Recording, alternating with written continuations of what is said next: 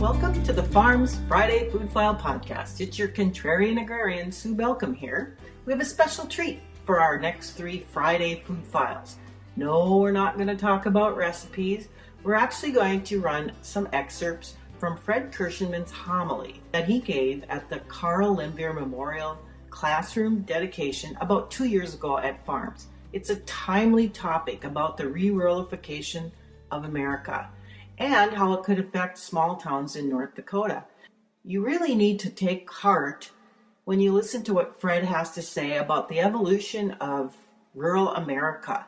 And he gives us an actual target date of when we might be able to expect that things have normalized and there will be thriving rural communities everywhere. You don't want to miss the next 3 weeks of Friday Food File podcast from Farrms. Here's Fred. I grew up on the farm here, and then, my father was always insistent that I had to get as much education as I possibly could because he was denied that when he grew up, and so he, typically overreacted. And so there was no question about the fact I had to go to college, and then I went to graduate school, and I started a career in higher education, and ended up finally as, in my first phase of my academic career, as an academic dean at a liberal arts college in Boston, Massachusetts. And then when my father had a mild heart attack, and he announced to the family that he was going to try to find somebody to manage the farm for him, because his doctor said he could still be a farmer, but he couldn't continue to undergo the stress of managing it. That was too much for his heart. And so and I was frankly a little bored with academic life, and I thought, well, that'd be kind of interesting to come back and see what we could do about transitioning the farm to an organic farm. And he was very much agreeable to that. And my colleagues at Curry College thought I'd gone crazy, that I would leave an academic career to go to North Dakota to manage a farm. And I think most of my neighbors thought I was kind of crazy. And I think the primary reason for that, because they thought what I was really doing was going from success to failure. And so when Carl made that decision, after a successful career which led him to a pretty prestigious position as a staff member of Byron Dorgan's Senate work, come back to a small town like Medina, North Dakota to become his pastor, would have to many people seen as a sign of going from success to failure. But it really,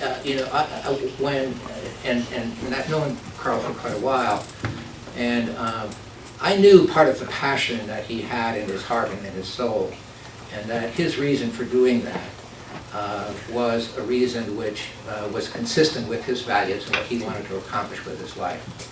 And to a large extent, it's captured in that quote that we just put up on the wall over there, that it's ultimately a community which is the important thing. And I didn't get to hear Carl do as many sermons as I would have liked to, but I can't remember a sermon that he gave in which he didn't include the concept of justice. Justice was always a core issue for him. And justice not in the sense of, you all got to do right and be good, but justice in this sense that it's when a community works together and is together that everybody benefits, that everybody can have a better life. And so it was one of those signature issues that he contributed, I know, to this community and to all of those who knew him. Now, all of this may seem really strange to a lot of people because for a long time now, a lot of very influential people have already written off rural communities. About 20 years ago, there was a journalist by the name of Margaret Udansky, and she was writing for USA Today newspaper. And she wrote a front page article about the failure of rural communities. And one of the things she said in her quote was that rural communities have a lot of history with little else.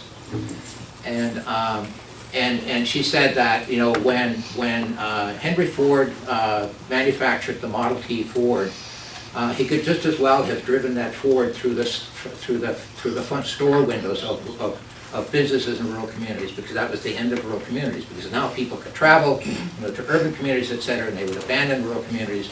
And so why are we still even, the point of her article was, why do people even still have any interest or concern about rural communities. And if you think about it, there's a long history that leads to that in this country. And Carl Stauber, who was the president of the Northwest Area Foundation for a number of years, and during the time that he was the president, the Northwest Area Foundation tried to really address some of the issues of rural communities and how rural communities could move toward to become more revitalized and serve the people that were a part of it. And in one of his papers, Carl pointed out that rural communities have gone through 3 phases in this country, but each of these 3 phases, never valued rural communities for themselves. They only valued rural communities for what they could contribute to other communities. Thank you for joining us today for the Friday Food File podcast and Fred Kirschenmann's talk. Find future podcasts on our new website at farrmsnews.com or on our YouTube channel at youtube.com/farrmsnews and on our iTunes channel. It's easy to join us every week for Farrms News and Views. If you have an issue, a comment, or would you like to be a guest on our next episode, call 701-527-5169 or 701-486-3569 or email info@farrms.org.